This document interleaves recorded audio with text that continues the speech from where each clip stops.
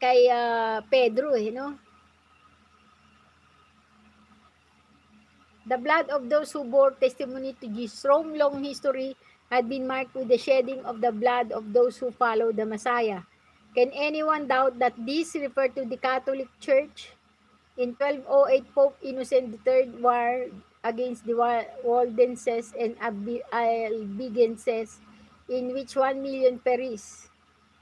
During the early years of the Jesuit, panahon ng mga Jesuit, huwista to mga Jesuita. Mga Spaniard time to, di ba? 900,000 Christians were destroyed. 150,000 were put to death by the Inquisition in 30 years. In the lowland, 50,000 persons were hung, beheaded, burned alive, or buried alive for the crime of heresy. Christianity, in other words, within 30